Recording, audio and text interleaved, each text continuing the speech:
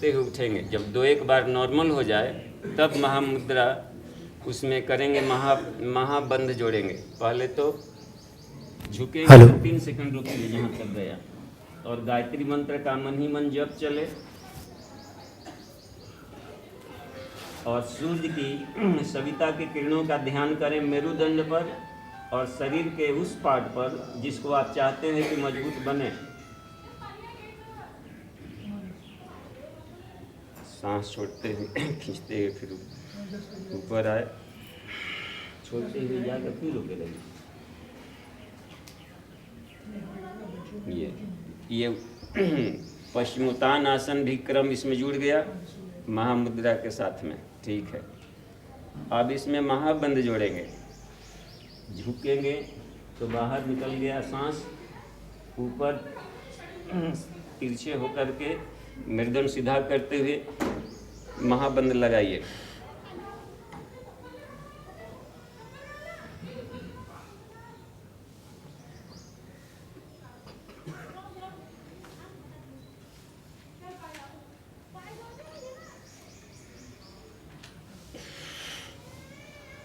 सांस भर के हल्का सा झुकिए।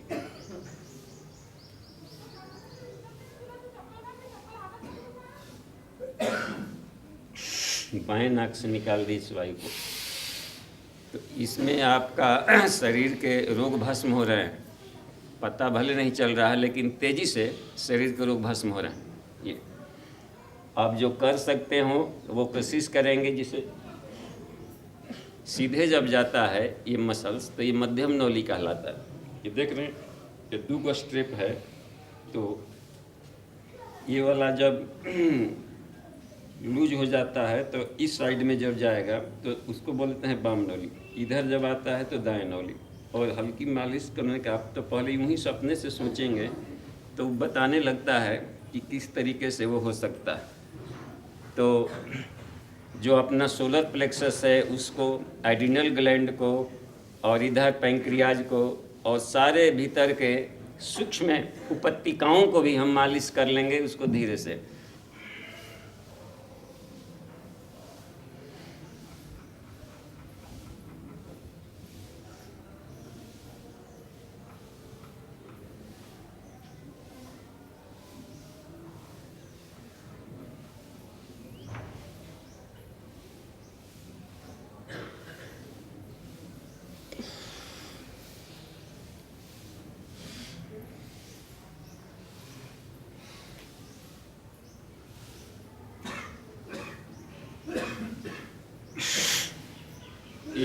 एक क्रम हुआ ये।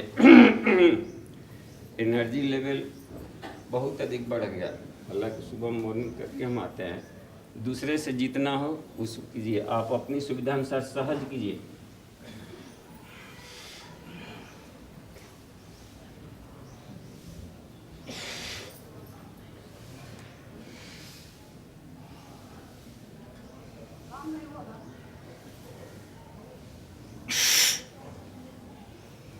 तीसरी बार में दोनों पैरों से किया जाता है।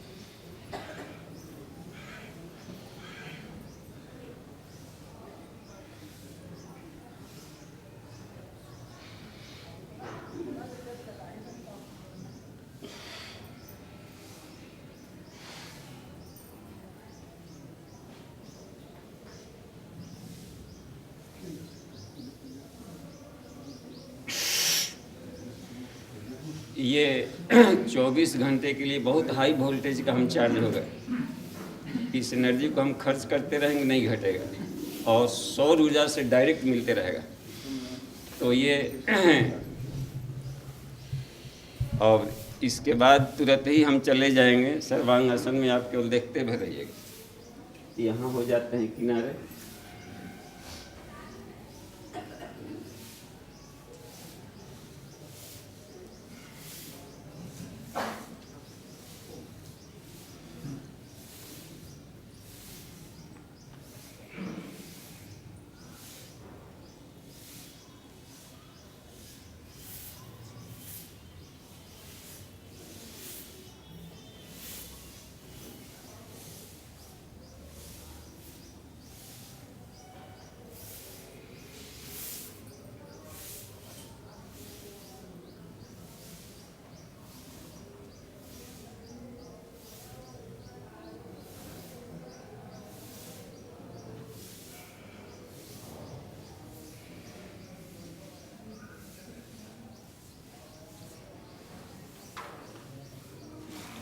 इसमें तुरंत वापसी के लिए भुजंगासन करना है। प्रज्ञा योगासन का उसमें कंबाइंड है। ये आ गया शशांक आसन, और इसमें आप चाहें तो मार्जरी यानी जो लंबर रीजन है उसको आप ये करें। फिर नॉर्मल है, तैयार हो गया है पोस्चर मयूरासन के लिए।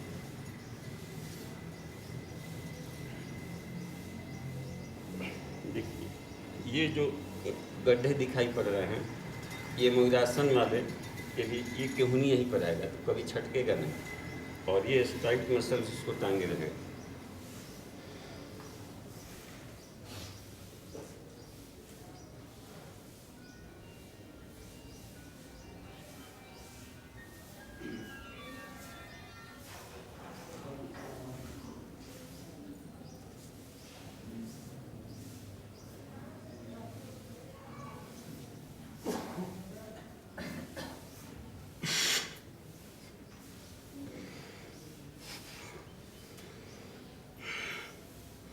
अब इसमें आप महाबंध का प्रयोग करेंगे।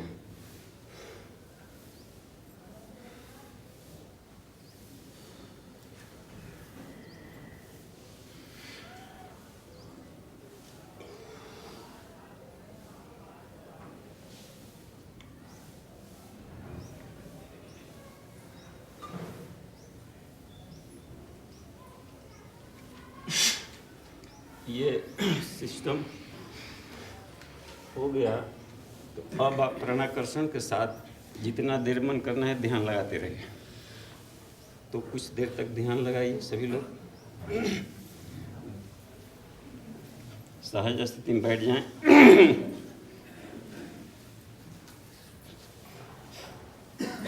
3 या 4 बार महाबंध का प्रयोग कीजिएगा प्राणाकर्षण के साथ।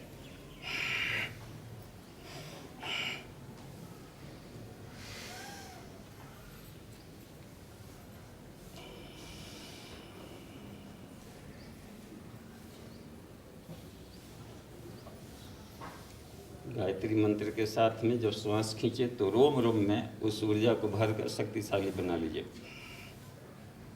इसके बाद दूसरी बार जब खींचते हों तो ओम भूः, जब ओम भूः सोच रहे हो तो पूरे स्थूल जगत की सारी विभूतियाँ आपके बॉडी में भी प्रवेश कर रही है और इसका संबंध बन रहा है समष्टि बॉडी से।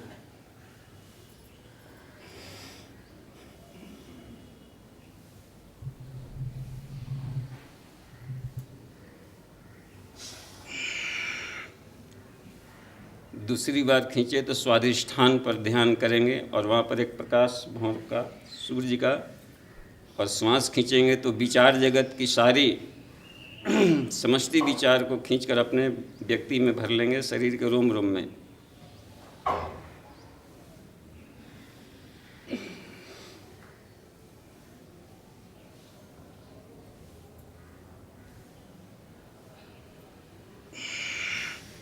सांस जब छोड़ा जा रहा है तो शरीर के रोम रोम में ऊर्जा भरी, कोई विष तत्व बाहर नहीं निकला। जो तेजस्विता खींची गई थी रोम रोम में वो जमा हो गई, कैपेसिटर उसका बढ़ते चला गया। तीसरी बार भाव जगत की सारी विभूतियों को खींचें। समष्टि भाव, हमारी भावनाएं थोड़े परिधि में है, उसको इतना ब्रॉड कर दिया जाए कि पूरे समष्टि की भावनाओं के साथ जुड़ जाए, वो वाली ऊर्जा खींच रहे हैं।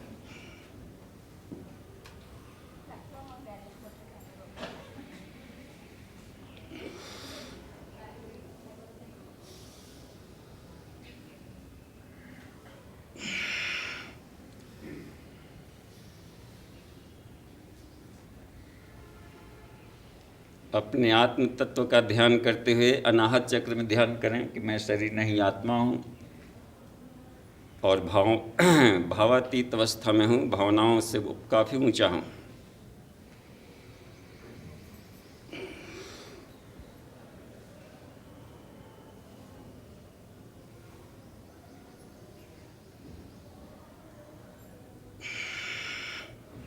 अगली बार प्राणाकर्षण में जनह लोक का खींचेंगे। मैं समस्त विश्व की आत्मा हूँ इस भाव से, और अपनी ऊर्जा को समस्त विश्व में फैलाएंगे, अपने स्नेह को, अपने करुणा को, अपने संवेदना को, अपने कर्म क्षेत्र को।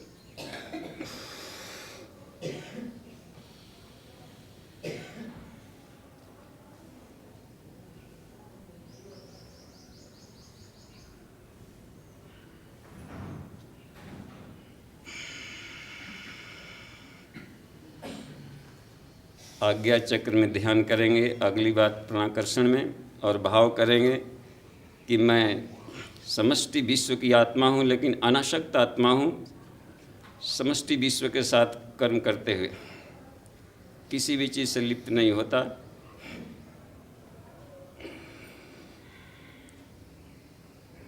भूलोक से लेकर ब्रह्मालोक तक के ऐश्वर्य, स्वर्गलोक की सारी सिद्धियाँ ये हमारे लिए तुच्छ है।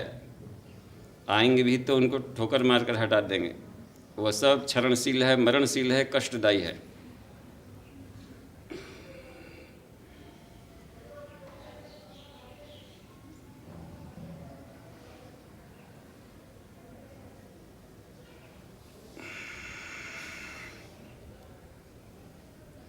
सहस्रार चक्र में अब शून्यत्व का ध्यान करेंगे कि आत्मा अहम जगद्वा सकलम शून्यम, आकाश की तरह ईश्वर सब जगह घुला हुआ है, और मेरी आत्मा भी आकाशवत है, और ईश्वरीय चेतना में आकाश घुला हुआ है। यहाँ कोई ऑब्जेक्ट नहीं, कोई तारा नहीं, कोई सूर्य नहीं, कुछ भी अवस्था नहीं है, सिर्फ सच्चिदानंद का एक दिव्यात्मक प्रकाश है, अमृतम दिवी, और मैं उसमें अभिन्न रूप से हूँ।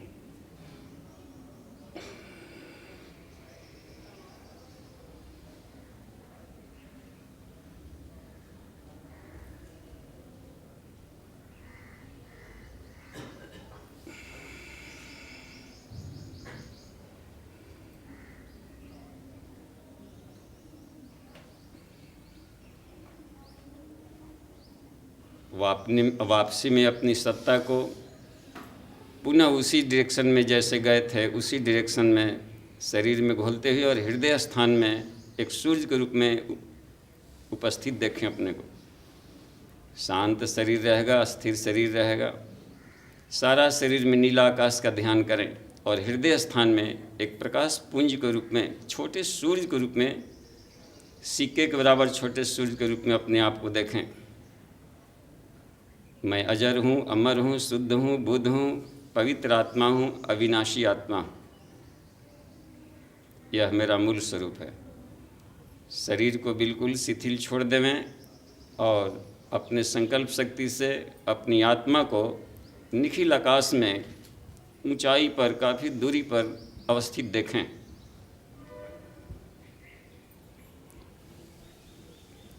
अकेले में, एकांत में आपका शरीर पड़ा हुआ है और निस्पंद है, वाहन के रूप में है वो। मन, ज्ञानेंद्रियाँ, प्राण, ये सब अस्त्र थे, सेवक थे, हथियार थे। इसका इच्छानुसार उपयोग करूँगा अब आत्मिक विकास में। पूरे भूमंडल पर पवित्र किरणें फेंका जाए, अंतरिक्ष में अपने आप को देखते हुए कि मैं पवित्र आत्मा हूँ, ये मेरा मूल स्वरूप है। मैं अद्वितीय हूँ, समस्त शक्तियों से युक्त हूँ, आदि अंत रहित हूँ, शुद्ध हूँ, पवित्र हूँ, शांत हूँ, निर्गुण हूँ, अवर्णनीय हूँ, चैतन्य हूँ। और यह चैतन्य किरणें भूमंडल पर फेंकी जाए।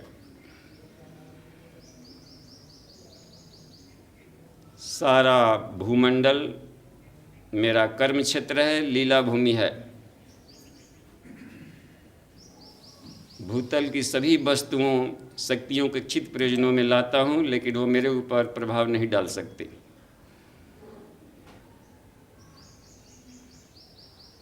पंचभूतों की हलचलें हर घड़ी इस भूमंडल में होते रहती है। वह मेरे लिए सिर्फ एक मनोरंजन और विनोद मात्र है। मैं उनमें लिप्त नहीं होता। संसार के किसी भी हानि लाभ से मैं प्रभावित नहीं होता। यह सब स्थूल पंचभूतों की हलचलें हैं, आत्मा की नहीं।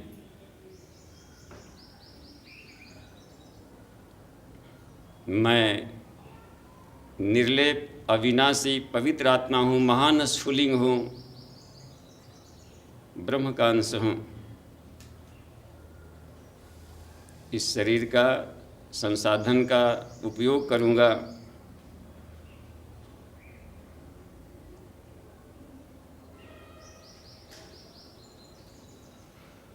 ब्राह्मी चेतना के परिप्रेक्ष्य में अब धीरे धीरे अपने स्थूल शरीर में नीचे स्पंद पड़े, बहुत शक्तिशाली बन चुका है, उसमें हृदय स्थान में प्रवेश कर जाएं, रथ में बैठ जाएं, और अपनी आभा को शरीर के रोम रोम में पहुँचाएँ। पूरे शरीर पर अपना नियंत्रण है। सांसों के द्वारा सभी नाड़ियों में 72,000 नाड़ियों में यहाँ से पहुँच रहा है। अंग अवयव सब शक्तिशाली है। आँखें तेजस्वी, कान तेजस्वी, मस्तिष्क के सभी हिस्से तेजस्वी, सभी ज्ञानेंद्रियाँ तेजस्वी, गर्दन वाला हिस्सा तेजस्वी, भुजाएं भी बहुत पराक्रमी हो गई, हृदय भी प्राण पर्जन्य से भर गया, शरीर के भीतर के अंग अवयव सब, पेट वाले हिस्से के सभी अंग अवयव ताज़ा हो गए। 100 वर्ष तक जीवन जीने की क्षमता इसमें आ गई है। आयु इसकी अधिक है और भी शक्तिशाली, जितना समय तक चाहे यह जीवित रह सकता, इतना ताज़ा और पवित्र है।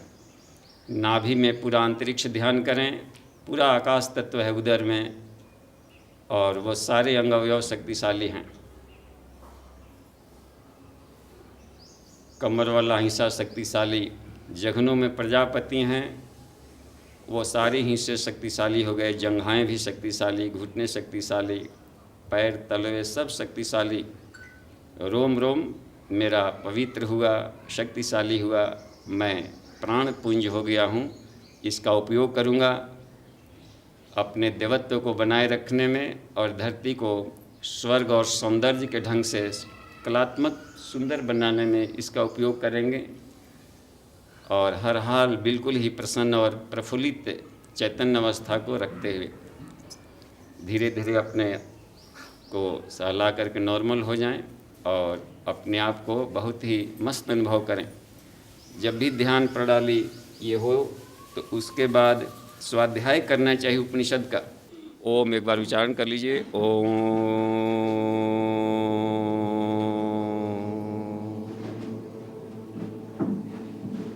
शांति। एक अध्याय की समाप्ति। इस बीच में हम लोग फिर हो जाएं नॉर्मल, कुर्सी उर्सी लगा करके एकदम ताज़ा हो जाइए।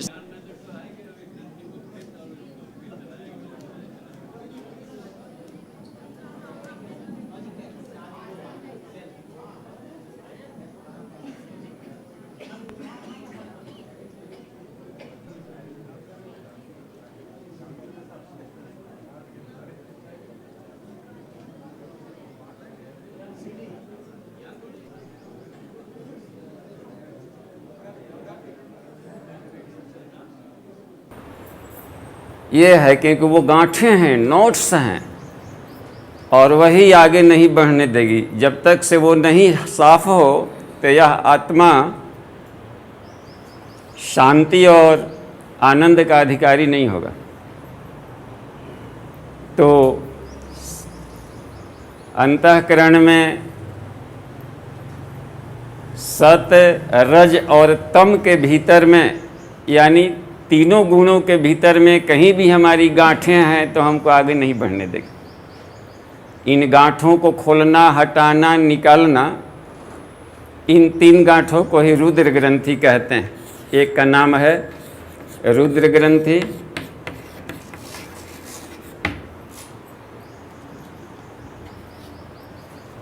इसको ऐसे लिखिए, सुविधा होगी, बाद में मिटाना नहीं पड़ेगा। ऐसे लिखिए, पहले लिख लिया जाए ब्रह्म ग्रंथि,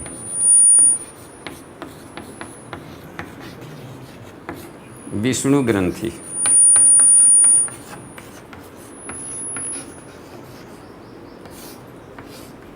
रुद्र ग्रंथि,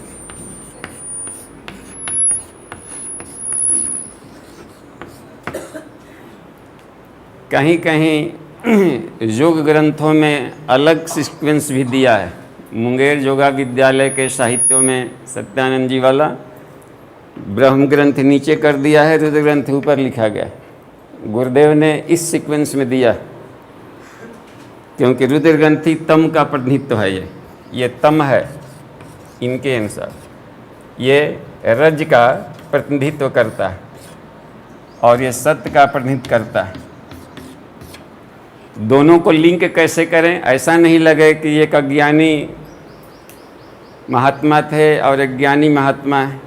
संसार के कोई भी विचार कंट्राडिक्टरी नहीं होते। अपना ही बुद्धि कमज़ोर है कि लिंक नहीं कर पाते, क्योंकि ईश्वर हर जगह है, हर विचार में है, हर भावना में घुला हुआ, जब उसका जरूरत लाभ लें। यहाँ पर गुरु जी ने ब्रह्म ग्रंथि ब्रह्मा के रूप में नहीं किया है, परब्रह्म के रूप में किया। तो परब्रह्म हमेशा सहस्रार में रहेगा, ये बात है। गुरुदेव इस कॉन्सेप्ट से ब्रह्म ग्रंथि ऊपर रखे।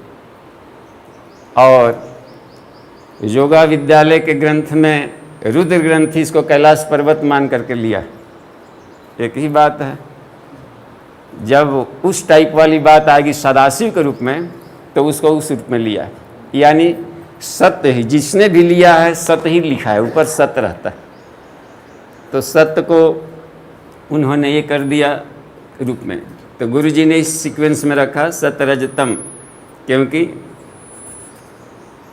प्रजापतियों में मैं ब्रह्मा हूँ।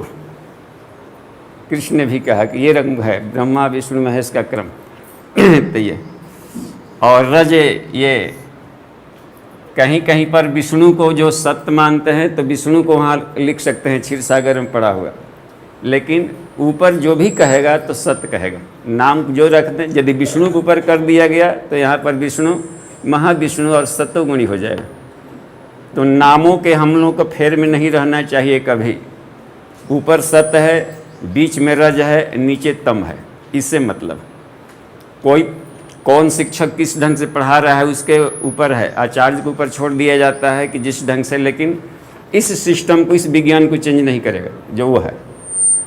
नीचे रुद्र तम के रूप में लिया गया है, और उन्होंने ब्रह्मा लिख लिया कि संतान उत्पन्न करता है, नीचे वाला पार्ट्स तो वहाँ पर प्रजनन से संबंधित वैसे कर लिया। उनके कंसेप्ट में इस तरीके से लिया। इन्होंने तम से लिया हुआ है, क्योंकि कुंडलिनी है, महाकाली है, तो महाकाल है वहाँ, इस रूप में इन्होंने लिया। तो हमें ये देखना है कि इन तीनों को हमको शक्तिशाली बनाना है, सत्य रज और तम का। इसमें से किसी में भी यदि गांठ है तो हमारी आत्मा ऊपर नहीं जा सकती, यही बांधे रखता है शरीर में। तो सत्य का भी गांठ हो सकता है।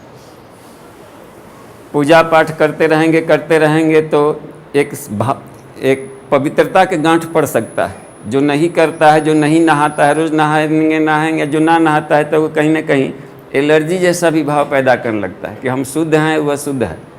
तो इस गांठ में जब तक रहेगा तो आत्मा, इस आत्मा को फ्री करना पड़ेगा, वो नहीं जा सकता।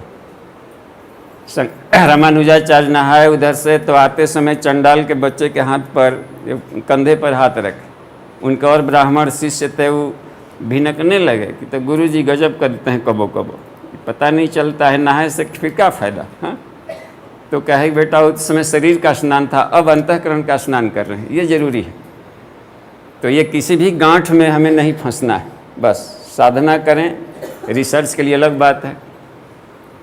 और माइनिया रोग हो जाता है किन्हीं किन्हीं को, इसी के चलते।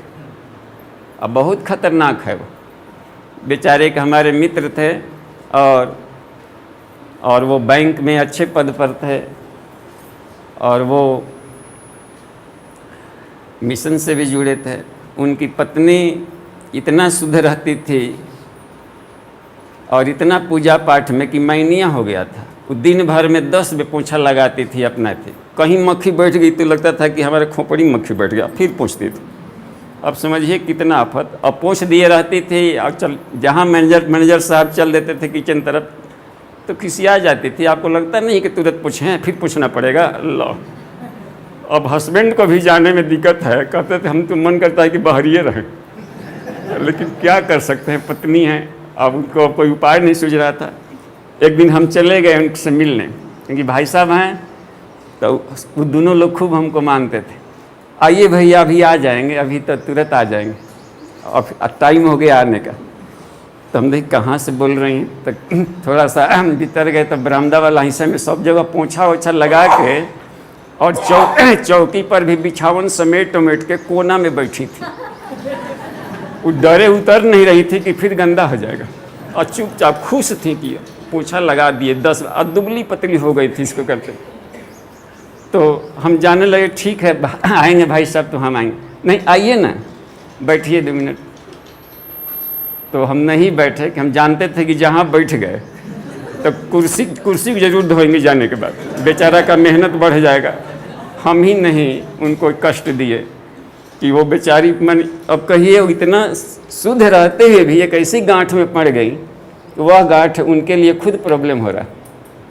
तो ये गांठें आत्मा के ऊपर नहीं उठने देगी, चाहे सात्विक गांठ हो या सत में होता है ज्ञान वगैरह भी। ज्ञान को हम हासिल करें, लेकिन ज्ञान हर हालत में जाने कि ज्ञान माध्यम है आत्मा को पाने का। ज्ञान के हम गांठ में न फंस कर रह जाएं कि हम विद्वान हो गए या कुछ हो गए। और कितना हूँ, इसलिए कहा कि सारे शास्त्रानुवर्तनम त्यक्त्वा, सारे ज्ञान वाली संपदा को नीचे छोड़ो और आत्म संपदा में, क्योंकि जब ईश्वर की व्याख्या किसी तरह नहीं की जा सकती, जो सारे ज्ञानों से भी परे है, सभी तरह के, देखिए ईश्वर का ट्यूनिंग करना हो तो कैसे करें। जैसे ध्यान में सविता को या परब्रह्म को स्मरण करना हो तो ट्यूनिंग करने के लिए पहले दिमाग में कुछ कॉन्सेप्ट ले आना पड़ता है कि किस रूप में हम ब्रह्म को माने। तो उपनिषद कहता है कि ब्रह्म को इस रूप में देखो, ट्यूनिंग करो। कुछ शब्दों को बड़बड़ाया है उपनिषद ने, महत तत्व, अहंकार, पृथ्वी, जल, अग्नि, वायु, आकाश रूप में, इसी तरह ब्रह्मांड रूप में, तथा समस्त ज्ञान, समस्त कर्म, समस्त अर्थ में भासमान होते हुए भी इन उपाधियों से परे, अद्वितीय समस्त शक्तियों से जो आदि अंतरहित, शुद्ध, पवित्र, शांत, निर्गुण, अवर्णनीय, ऐसा जो चैतन्य है परब्रह्म, ऐसी कल्पना पहले कर लें, तब सोचे कि अहम ब्रह्मांशो अस्मि, उसका मैं स्फुलिंग हूँ, तब ट्यूनिंग करने में सुविधा होगी। ट्यूनिंग करने के लिए जरूर है कि चैनल में क्रिस्टल को कौन सा चैनल घुमाएं तो पकड़ने लगेगा, जैसा वो है वैसे अपने आप के कंसेप्ट पहले बना ले। तो यही बात थी उसमें कि वो सभी वस्तुओं में रहता है, सारे ज्ञान में, तोड़ फोड़ का ज्ञान हो, किसी तरह ज्ञान हो, ध्वंस का, सृजन का, पोषण का, लूट का, पाट का। सबने कहा ना कृष्ण ने कि मैं ही चोर हूँ, मैं ही सिपाही हूँ, मैं ही बिच्छू हूँ, मैं ही मंतर हूँ, मैं ही हूँ डाइन भूतिन, मैं ही ओझा हूँ। जब कह दिया कि यानी सभी ज्ञानों में, सभी कर्मों में भासमान होते भी इनसे परे है। तो इसलिए हमारा एलर्जी किसी भी तत्व से नहीं होना चाहिए, तभी हम ज्ञानी कहलाएंगे। तो किंग ज्ञानम पूछा उसमें, किंग ज्ञानम, ज्ञान क्या है? तो कहा कि संसार के सभी परिवर्तनशील वस्तुओं में एक ही चैतन्य धारा दौड़ रही है, ये ज्ञान। अध्यात्म का उस सफर में हमें बढ़ना चाहिए। तो इसका मतलब कि सत का गांठ खुल गया उस अवस्था में, अब आत्मा का एक बंधन खुल गया, आगे उड़ सकता। दूसरा है ये रज का गांठ, धन संपदा वगैरह का गांठ होता है ये। इस गांठ में धनी हूँ, मैं ये हो गया वो हो गया, और इसके पचड़े में जो पड़ रहा है कुबेर की संपदा से लेकर के हाह नहीं मिट रहा है, पता नहीं कितना और कमाया जाएगा तो बाउंड्री लाइन आएगा। रावण के पास धन की कमी नहीं थी, फिर भी जब जाता था कुबेर के पास तो उसका कब पुष्पा विमान छीन के ले आता था, कभी और छीन के लाता था, भैया का छीन लाता था। तो कोई बाउंड्री लाइन तो हो कि इससे आगे नहीं। तो ये सारी गांठें आत्मा के लिए दिक्कत करती, क्योंकि उपनिषद का कहना है न कर्मणा न प्रजा न धनेना, इनसे आत्मा नहीं मिलता। किसी भी तरह के काम से आत्मा नहीं मिलेगा। परिवार की संख्या बढ़ा लिया जाए, कितनों 20 करोड़ बढ़ा लिया जाए अपने परिवार को, तो भी इससे आत्मा का कोई ताल्लुक नहीं। न धने न, धन से भी आत्मा नहीं मिलता, नहीं तो सभी भगवान धनिकों के यहाँ बंधे रहते। धन से भी नहीं मिलेगा, तब कैसे मिलेगा? त्यागे न एके अमृतत्व मानसु, त्याग के सिवा, अनाशक्ति के सिवा कोई भी उपाय नहीं ईश्वर को पाने का। इसलिए इस गांठ को हमें लूज करना पड़ेगा, थोड़ा ढीला करना पड़ेगा। और रुद्र है तम वाला शक्ति का, शक्ति का केंद्र बटोरते रहे बटोरते रहे बटोरते रहे, तो बटोरना ठीक है, लेकिन इसका उपयोग होता रहे ईश्वरीय कार्य में, तब तो ठीक है। शक्तिशाली बन करके शक्ति का दुरुपयोग होने लगा तो गांठें पड़ जाएगी, और आलस भी, मोह भी तम में आता। यह है पवित्रता का गांठ, तो यह है सुख सुविधा का, अयासी का, आराम तलबी का, शाही तरीके का। खा पी लिया, आराम किया जाए, टीवी चला दिया जाए, फ्रिज चला दिया जाए, पंखों चला दिया जाए, अहो जीवन धन्य है। ये गांठ है सब, ये रज का गांठ है। यहाँ आ गया मोह का गांठ, तम का गांठ, आलस का गांठ, ये सब इसमें रहता है तम में। जब वही चंचलता फ्रीज हो जाए तो आलस में बदल जाता है। मोमेंट ऑफ इनर्शिया है ये, और ये दिक्कत करता है। तो ये हमारे को उसमें जड़त्व को ये बांधता है, जड़ आ जाता है, तम है। अब इसको खोलने के लिए क्या उपाय हो सकता है? तो तीनों गुणों से हम परे हों, त्रिगुणातीत अवस्था में हो तो ये खुलेगा। एक और भी है, व्यवहारिक रूप से देखा जाए, व्यक्तिगत जीवन ये व्यवहारिक पक्ष है, सामाजिक जीवन और आध्यात्मिक जीवन। ये देखिए, सामाजिक जीवन, आध्यात्मिक जीवन, व्यक्तिगत जीवन। सामाजिक जीवन तम हो गया, व्यक्तिगत जीवन रज हो गया। ये हो गया रज, ये हो गया तम, ये हो गया सत। तीनों में से यदि हमारा कोई पक्ष कमजोर है तो भी हमारी आत्मा आगे नहीं बढ़ेगी। हमारा व्यक्तिगत जीवन भी डेवलप्ड हो, विकसित हो, सामाजिक बॉडी भी हमारा डेवलप्ड हो और विकसित हो, तो ही आत्मा को शांति मिलेगा, नहीं तो बेचैनी बनी रहेगी। और आध्यात्मिक जीवन भी हमारा समुन्नत हो तो होगा क्या कि ये आध्यात्मिक जीवन समुन्नत होगा तो इससे ऋषि ऋण चुक जाएगा हमारा, ऋषि लोगों का अनुदान मिलने लगेगा। चक्रों शक्ति केंद्रों को डेवलप करेंगे तो सारे ऋषि उन शक्ति केंद्रों का इस्तेमाल करेंगे। सामाजिक जीवन जब हमारा डेवलप्ड हो जाएगा, ये वाली बात है, तब इसमें तम वाली शक्ति को ये डेवलप्ड हो जाएगा, संघ बल उसके साथ जुड़ा रहेगा। और व्यक्तिगत जीवन में इस तरीके की बात आ जाती है तो अपने भीतर के इसमें आध्यात्मिक जीवन हो गया और व्यक्तिगत अपने खुद का पर्सनालिटी डेवलप्ड हो, चरित्र के धनी हो, पर्सनालिटी प्रतिभा से कहीं भी हम समाज में रहें तो 10 आदमी इज्जत देने वाला मिले, हृदय से चाहने वाला मिले, तो उसको इस क्रम को भी ठीक करने को कहा है। और भी देखिए, दर्शन पक्ष के क्षेत्र में बताया है दार्शनिकों ने कि सत हो गया ज्ञान की शक्ति, रज हो गया धन की शक्ति और तम हो गया शक्ति का केंद्र। इनमें से कोई पक्ष कमज़ोर रहेगा तो भी आत्मा को दिक्कत होगी। तो बेसिक नीड्स से हर आदमी को पहले पूरा करना चाहिए, अन्न वस्त्र आवास और बच्चों की उचित शिक्षा। ये बेसिक नीड्स पूरा होगा तो आत्मा इससे ऊपर वाली साधना में जा सकती। इसलिए कहा कि ये बैलेंस करना भी रुद्र ग्रंथि को ठीक करना। और लोभ मोह अहंकार वाला सब एरिया है। आदमी मोहांध क्यों हो गया, धनांध क्यों हो गया और अपने में अहंकार में अंध कैसे हो गया? चाह कर के भी कहा जाता है कि अहंकार को कम करें, वासना को कम करें, तृष्णा को शांत करें, अहंता को शांत करें। कैसे करें ये तो टेक्निक बताई। तो ऋषियों ने खोजा भीतर तो पाया कि अरे गजब का इस बॉडी में, ये बॉडी एक रिमोट कंट्रोल है और इसमें गजब का कुछ ऐसे पॉइंट हैं जो कि वो यदि अब व्यवस्थित हो रिमोट पॉइंट तो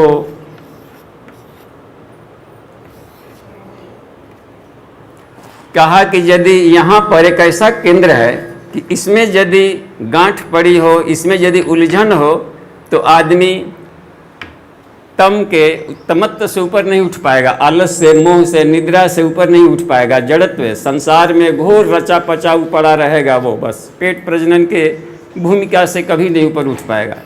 इसका कारण है कि यहाँ वाला केंद्र उसका कमज़ोर पड़ा हुआ है, डस्ट पड़ा हुआ है, राख पड़ा हुआ है। ऋषियों ने देखा कि ऐसे भी कुछ पॉइंट हैं जहाँ पर साधना से सफाई कर दिया जाए तो हर व्यक्ति अनपढ़ हो या पढ़ा लिखा हो, वासना, तृष्णा और अहंता से बिल्कुल मुक्त हो जाएगा। कुछ वैसे रिमोट पॉइंट है शरीर में। सारा ब्रह्मांड एक यदि मान लिया जाए कोई सिस्टम है तो उसका कमांड करने के लिए ह्यूमन बॉडी का ये रिमोट है बॉडी। 24 केंद्रों पर ऐसा बटन है जिसको साफ कर लें तो यहाँ से पूरी ब्रह्मांड नियंत्रण में होता है। तो ये मूलाधार प्लस स्वाधिष्ठान, ये मूलाधार है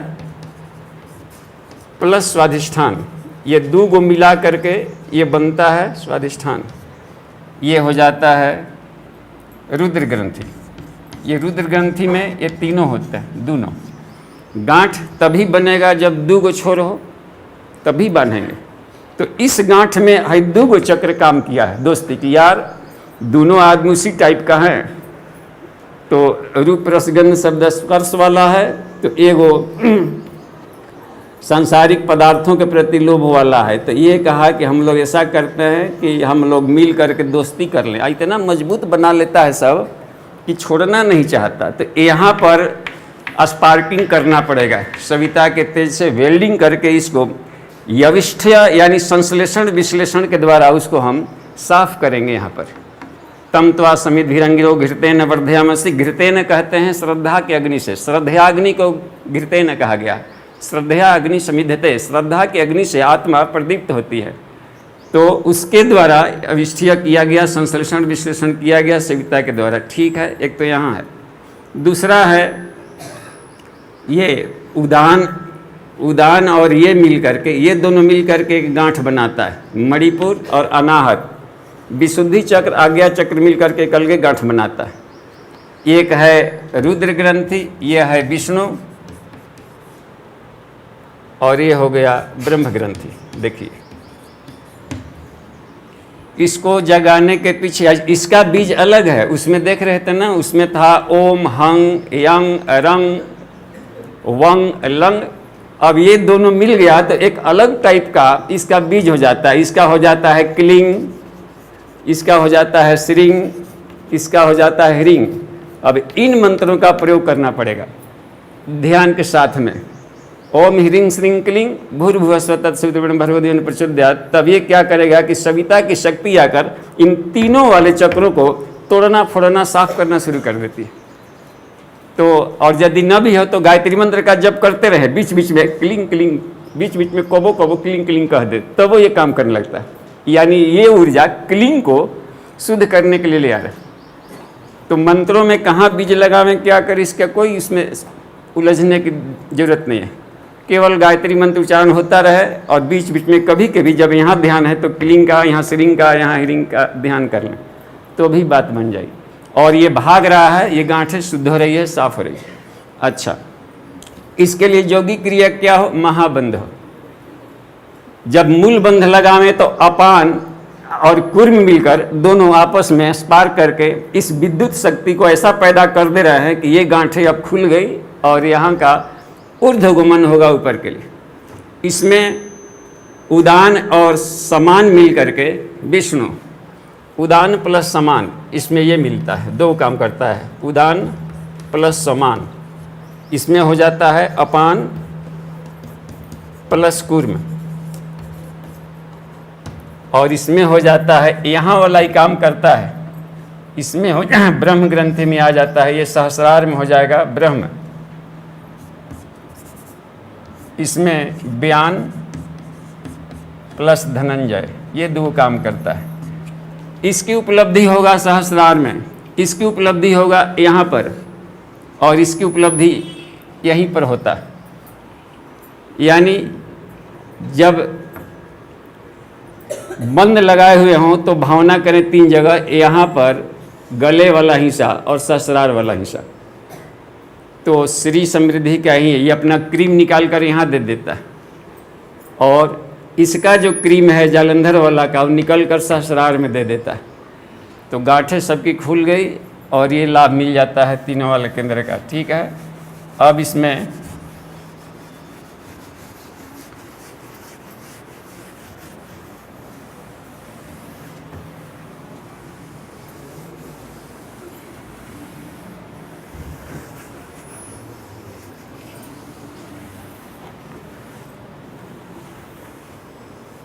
अच्छा,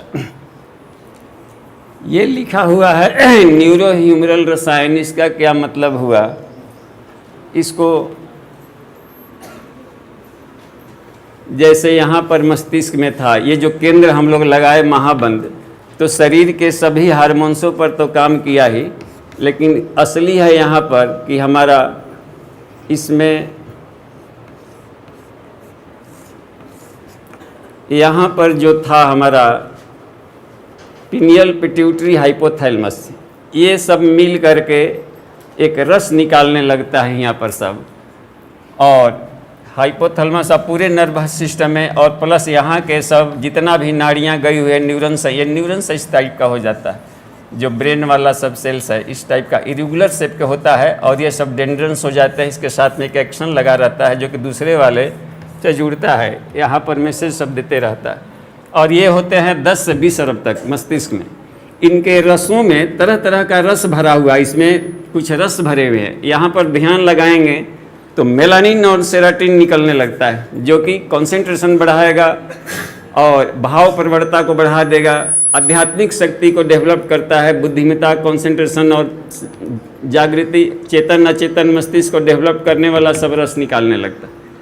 इसी तरीके से जितने इसमें है हर जगह इसमें से भी रस निकलने लगता है, सब जगह है वो। और भी एसिटाइल कोलिन, एंडोर्फिन से सब इनमें से सब रस झड़ झड़ के गिरने लगता है।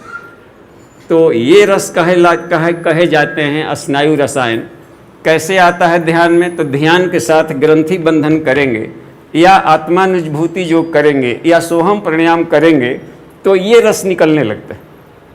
वो 4 गो उपाय था इन रसों को निकालने का, और यही भाव रस है जो कि सजनता को, सहृदयता को बढ़ाता है। तो प्रेम भी एक रसायन है, भाव भी एक रसायन है, जो कि उस रसायन को यही नाम दिया है वैज्ञानिकों ने कि प्रेम की केमिस्ट्री, भावनाओं की केमिस्ट्री, ये न्यूरोहेमरल रसायन्स हैं जो कि हमें भाव प्रवण बनाते हैं, एकाग्र बनाते हैं, सजग बनाते हैं, और अपने इंद्रियों में दबी पड़ी सिमटी बाउंड्री वाल में जो बंद है वो बाहर विस्फोट करके जाता है हर जगह का। और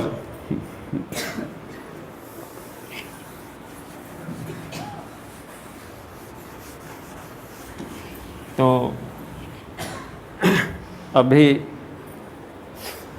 अब हम नेक्स्ट शिफ्ट में हम लोग आनंदमय कोश में नाद बिंदु, कला और तुरीयातीत की साधना को लाभ लेंगे। लेकिन ये विज्ञान में यही था कि हमारी सहृदयता, सजनता थोड़े दायरे में न रहे। कहीं कहीं मिला है न कि एक बेईमान व्यक्ति भी ईमानदार दोस्त चाहता है। डाकू है तो लुटेरा बाकी के लिए लग रहा है, लेकिन किसी के लिए तो लूट रहा है, अपने घर में लाता होगा थोड़े, उसका प्रेम थोड़े से दायरे में सिमट करके रह गया। तो यदि इस दायरे को किसी तरीके से बढ़ा दें, कोऑर्डिनेट ज्योमेट्री ने कहा कि ईश्वर एक ऐसा, हम इसको इतना विराट कर दिए कि बाउंड्री रहित कर दीजिए, कहीं परिधि न रहे। भावनाएं जब थोड़ी दायरे में हो जाता है, प्रेम प्लस सीमित स्वार्थ इज इक्वल टू मोह। प्रेम को थोड़े दायरे में बांध देंगे तो मोह कहलाएगा, और उसी प्रेम को सिर्फ बाउंड्री हटा दीजिए तो उदार भक्ति भावना है और परम संत कहलाएगा वो। तो यहाँ पर सिर्फ परिधि को हटा देना है, ईश्वर की कहीं परिधि नहीं है। एक कोऑर्डिनेट ज्योमेट्री के साइंटिस्ट ने कहा, ऋषियों ने बताया, जो आर्यभट्ट ने, भास्कर ने और भी जो रहे हैं, कश्यप ऋषि ने, इन सबका था यह अनुमान जो कि पूरे ब्रह्मांडीय नक्षत्रों, कहा कि ईश्वर एक ऐसा वृत्त है जिसका सेंटर तो हर जगह है लेकिन कहीं परिधि नहीं है,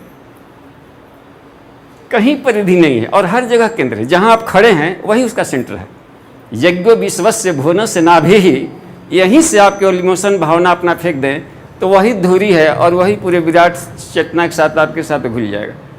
तो ये इसी कॉन्सेप्ट को बैठाकर अपने साइन रसायन को, हम स्नेह को, प्रेम को थोड़ा सीमित दायरे से बढ़ा सकें, तब समष्टि वाला भाव इसमें जुटेगा। विज्ञान में कोश का यहीं पर एक कंसेप्ट है। अभी हम लोग का जो समापन सत्र होगा, आदरणीय भाई साहब अपने अग्रज परम पूज्य वृश्वर जी भाई साहब पधारे हैं, तो उनका स्नेह आशीर्वाद हम लोग लेंगे।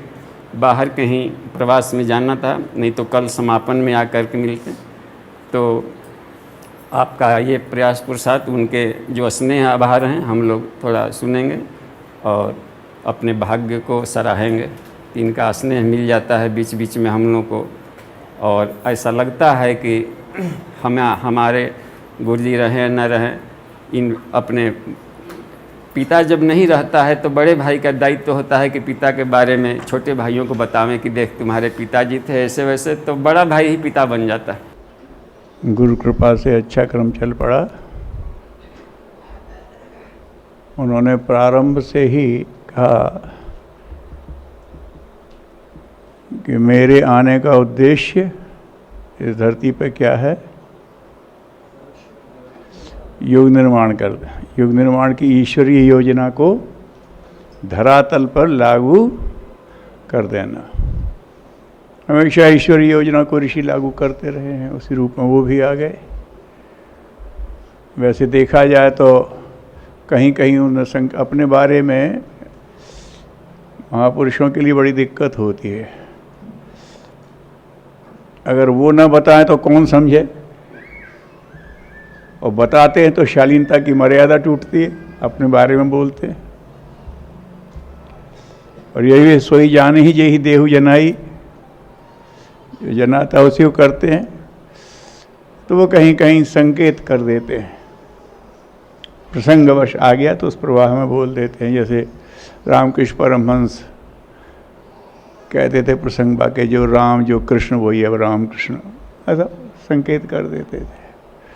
गुरुदेव ने भी संकेत किया कि ईश्वरीय योजना है, लेकिन ये जो स्वरूप बता रहा हूँ इसमें कहीं मेरा भी संकल्प जुड़ा हुआ है, बहुत स्पष्ट,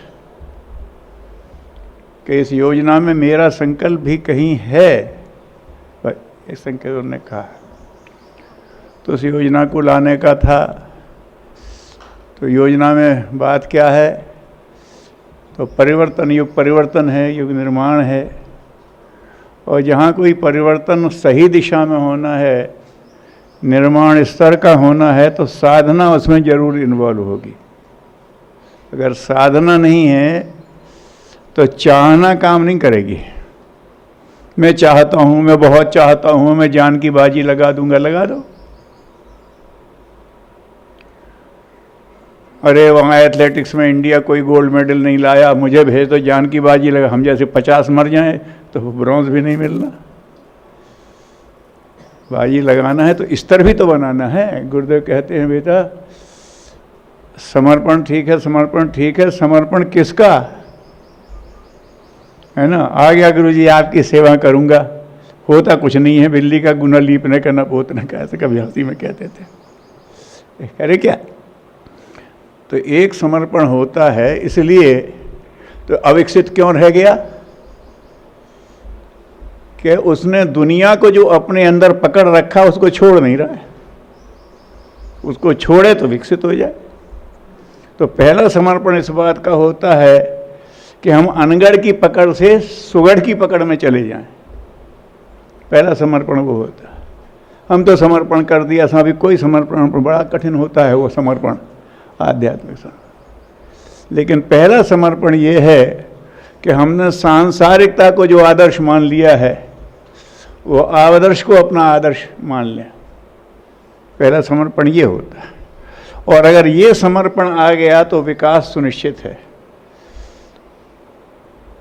फिर वो प्रेरणा देगा, वो गाइड करेगा, आप चलेंगे। तो साधना, कोई भी काम अच्छा करना है तो साधना उसमें इन्वॉल्व है। साधना तो जरूरी ही है, उसमें करना है।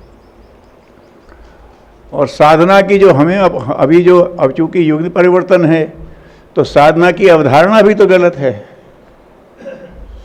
यहाँ साधना की बात कहो, पहले लोगों से कह दो साहब वो अनुष्ठान, गुरुदेव का आंदोलन शुरू होने के पहले, अरे वो अनुष्ठान कर रहे हैं, इसका मतलब कोई मारण मोहन उच्चाटन का प्रयोग हो रहा होगा। अनुष्ठान शब्द कहते ही आदमी चौंकता था, किसी उसमें है। अब वो धीरे धीरे अनुष्ठान की परिभाषा एक सहज आत्मोत्कर्ष के लिए कोई कहीं किसी के बात में नहीं आती। तो साधना के बारे में भी कॉन्सेप्ट वो भी तो परिवर्तन के क्रम में बदला जाएगा। नहीं तो वही साधना के नाम पर जप, साधना के नाम पर वेश, साधना के नाम पर भगवान से मनोकामना पूरी कराने का आग्रह, और या तो साधना के नाम पर अपना अहंकार बढ़ाना, स्वर्ग मुक्ति की तरफ जा रहे हैं हम, तुम कुछ नहीं होती है, ये सब इसका भी अहंकार हो जाता है।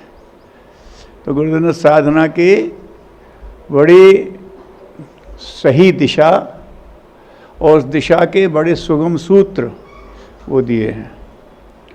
और ये तो समय की मांग है। गुरुदेव ने जब कहा था तब अटपटा लगता था कि बेटा अभी देखना अध्यात्म जगह जगह से उभरेगा, कोई सुनता नहीं है। लेकिन अब देख रहे हैं कॉरपोरेट में भी एक्सीलेंसेस मैनेजमेंट में स्पिरिचुअलिटी की बात लोग करने लगे। यहाँ पहले मैनेजमेंट में सिखाते थे कीप डिस्टेंस, अब सिखाने लगे हैं keep family relations with the workers. पारिवारिकता का संबंध कर लोगे फिर वो तुम्हारे लिए काम करना शुरू कर। बदल रही है परिभाषाएं और तमाम लोगों ने शुरू किया, बहुत अच्छे प्रयास जगह जगह चल रहे हैं। वो सब उस ऋषि चेतना के अंतर्गत भी सब सराहनीय है। लेकिन परम पूज्य गुरुदेव ने साधनाओं का जो एक आपको ताना बाना दे दिया है, उसको अगर थोड़ा सा उसके साथ न्याय करें या अपने साथ थोड़ा सा न्याय करें तो ये बहुत स्पष्ट हो जाता है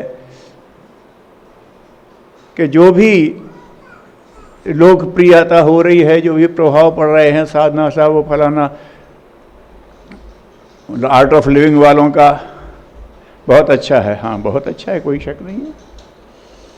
और स्वामी रामदेव जी ने तो हाँ ने वाकई कमाल कर दिया, बहुत अच्छा कर दिया है। सब साधना की दिशा है, कर दी उन्होंने, बता दी। वो सब जीवन विद्या वालों का सब है, सब बहुत अच्छा चल रहा है, अपनी अपनी दिशा से कर रहे हैं।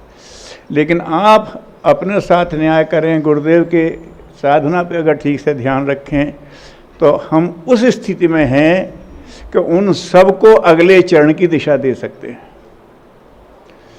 गुरुदेव की बताई हुई साधनाओं में से एक एक अंश को लेकर के उन्होंने जन सुलभ बनाने का प्रयास किया, इसलिए वो सराहनीय हैं।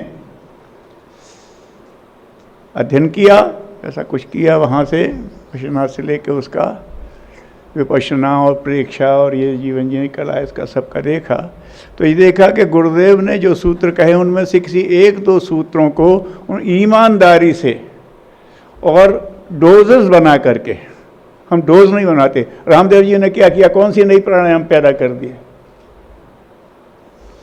लेकिन भगवान को काम कराना था, उनको पैरालिसिस हुआ, अपने ऊपर प्रयोग किया और प्रयोग करके निकाले और उन्हें उसको सुगम बना के और डोजेस बना दिए और महत्व तो समझा दिया।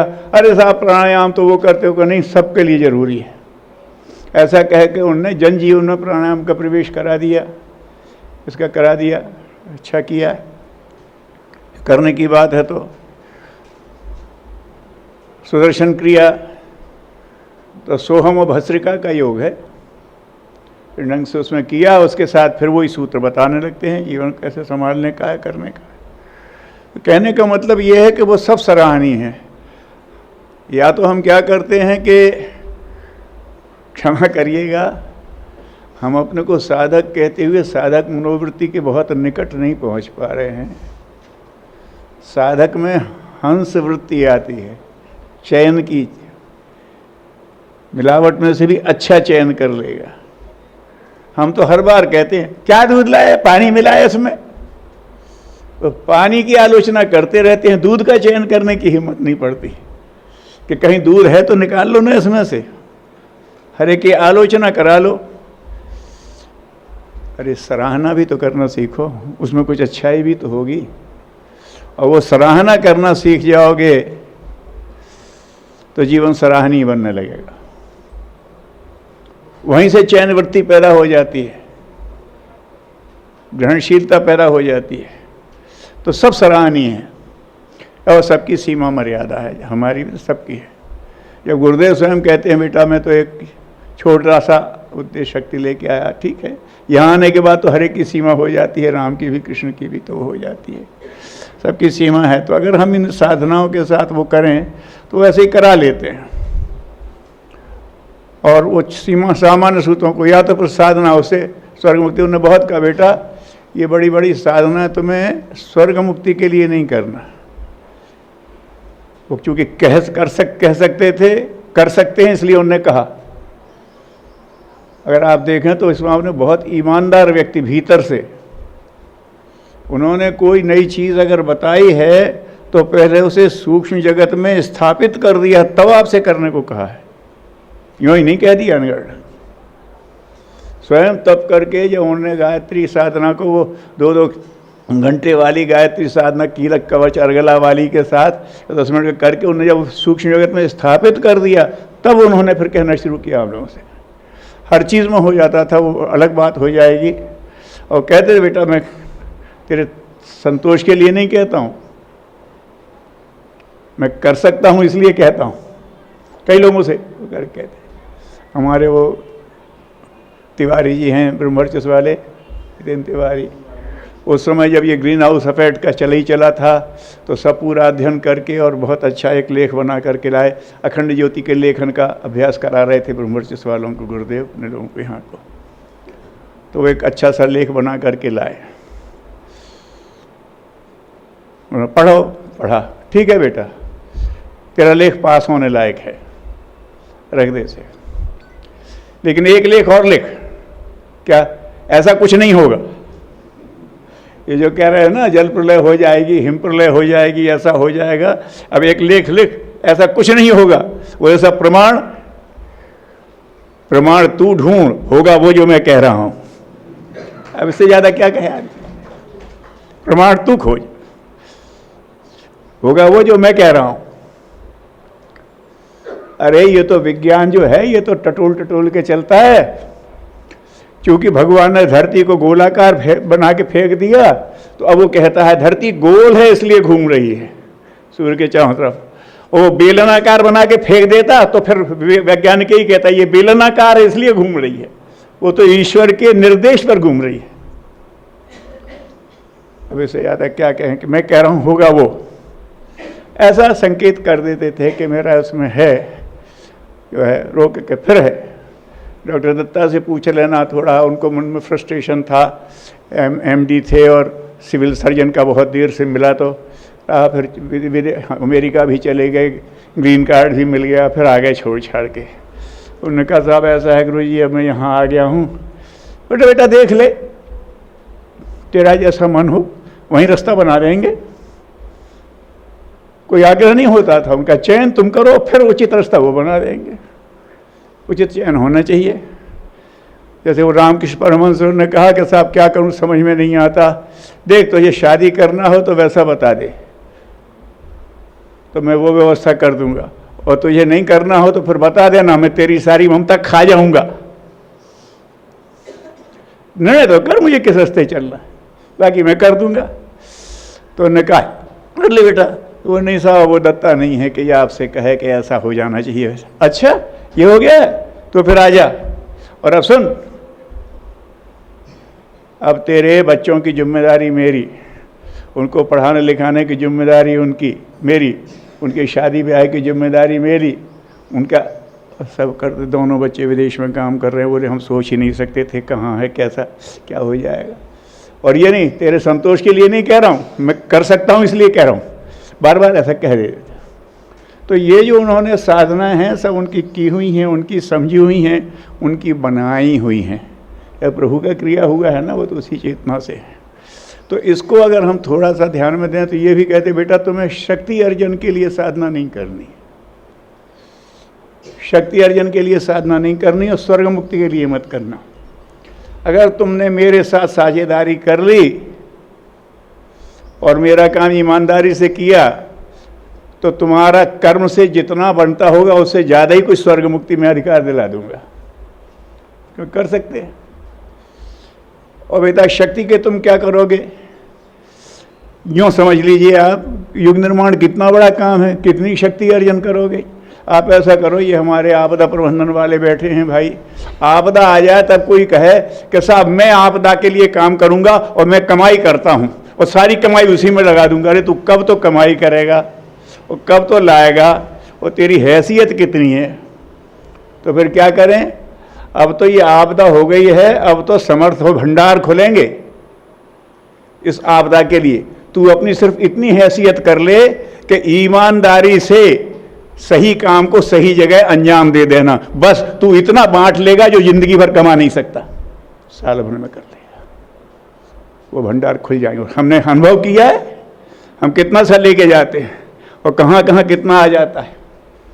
तो तेरी सामर्थ्य से कई गुना में एक ही बात चाहिए है ना। अगर बाढ़ में जाना है तो तू कहाँ है, बस कहीं से एक नाव का इंतजाम कर ले, भले मांगी हुई हो, और हिम्मत कर ले और ठेन के लगे कि हर जगह पहुंच जाऊंगा, सूखा है तो हर जगह पहुंच जाऊंगा।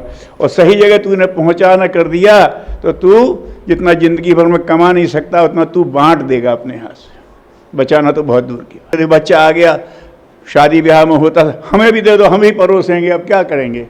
अब बच्चा कह रहा है तो नमक का दोना पकड़ा दीजिए बेटा, नमक पर रसिया। अब तेरे हाथ में कुछ संभलता है नहीं, तेरे से किया जाता नहीं है ना। बूढ़े आ गए, हम भी करेंगे, अच्छा तुम तो जाओ घूम घूम के पूछते जाओ कहाँ कमी है, अरे भैया फलानी चीज़ भेज दो, बड़ा तुम इतना ही कर सकते हो, और तुमसे होएगा नहीं कुछ, तो वो दे देगा, ऐसे ही कुछ काम दे देगा, लेकिन वो जो करने की सामर्थ्य होगी तो उस हिसाब से देगा, वो देता तो है। तो उस हिसाब से साधना कर रही, उसी को उन्हें जीवन साधना का उद्देश्य कहा है। भगवान के साथ साझेदारी करना है तो वो करना तो साधना का वो स्वरूप है। तो चाहे वो 3 शरीर कहो, चाहे पंचकोश कहो, चाहे चक्र वेदन कहो, चाहे ग्रंथि वेदन कहो, करना क्या है, बहुत ढंग से इन्होंने अपना वो ग्रंथि, यहाँ भीतर कोई ग्रंथि है और कर नहीं है, अपना जैसे है हमारे ही जो बाहर व्यवहार मन की ग्रंथि खुले तो देखो व्यवहार की ग्रंथि खुली कि नहीं, क्यों साहब, हम हाँ सब ब्रह्म के रूप हैं, सब ब्रह्म के रूप हैं, और बाहर निकलते ही दूसरे छोटा बड़ा करता है, तेरी ग्रंथि कहाँ खुली है। तो ये सब चीज़ें उनका करना उसमें से है सारे के पीछे, कि यही बात है कि हमारा उच्च है। और अगर हम करें, बहुत उन्होंने साधना बताई हैं, इतना बताया साहब, इतना विस्तार कौन करेगा, इसमें तो बहुत ज़्यादा है और कैसे होगा, हम तो यहाँ काम में लगे हुए हैं। तो ये भी काम में ही लगे रहे हैं कि भैया फालतू बैठ के किया था क्या, नौकरी की है ना, परिवार को संभाला है क्या, सब कुछ किया है ना। ये टाइम मैनेजमेंट की है, समय के संयम की बात है। 4 संयम जो कहे, ये चारों संयम अगर धीरे धीरे बनने लगे, हर चीज़ के लिए समय भी मिलेगा, इंद्रिय समय हो जाएगी तो सही काम के लिए शक्ति बच जाएगी, समय संयम हो जाए तो सही काम के लिए समय बचा पाओगे, और संयम हो जाए तो सही काम के लिए पैसा लगा पाओगे, साधन लगा पाओगे, और विचार संयम कर पाओगे तो बेकार में खोपड़ी में अपने कचरा नहीं भरोगे। जहाँ काम की उतनी बात है, गुरुदेव स्वयं भी कहा करते, कोई इधर की बात तो यूँ सर पे हाथ रखे, इतना घी नहीं खाया कि बेकार की बहस करें, छोड़ो, जहाँ जाना है वहीं। उसमें उन्होंने लिखा भी है कि उसमें कहीं के पुराण में कि विचारों को भी आवारा कुत्ते की तरह किसी भी हांडी में मुंह डालने के लिए नहीं छोड़ा जाता। आवारा कुत्ता कहीं भी मुंह डालता, संभाल के रखो, यहीं काम करना। अगर ये करें तो ये हो सकता है, कोई दिक्कत नहीं है, और ये काम की एफिशिएंसी बढ़ाता है। अगर साधना का स्तर बढ़ रहा है तो काम घटता नहीं है। इसीलिए जो पुराणों में पता हो, कहते जब हम लोग उपेक्षा करते साधना स्वाध्याय की, तो गुरुदेव कहते थे बेटा अच्छा तुम हमारे समय में से निकाल लो साधना स्वाध्याय का समय। हमारा समय मतलब जो काम का प्रतिबद्धता का समय है। वो कहते थे कर्मचारी 8 घंटे करता है, स्वयंसेवक को 10 घंटे करना चाहिए, मालिक 10 घंटे 12 घंटे करे, 14 घंटे करे। अब तो हमारे अपने हों तो तुम स्वयंसेवक भी हो, मालिक भी हो, तो ज़्यादा करो। वो 8 घंटे भी अगर करते हो कर्मचारी जितना, तो भी हम इसके लिए तैयार हैं कि 6 घंटे तबीयत से काम करो और 2 घंटे साधना स्वाध्याय में लगाओ। क्योंकि अगर तुमने साधना स्वाध्याय में समय लगा दिया तो 6 घंटे में ही तुम 9 घंटे का काम करने लगोगे, और नहीं तो 8 घंटे में भी 4 घंटे का भी हाथ में आने वाला नहीं है, कार्य का स्तर बढ़ जाता है।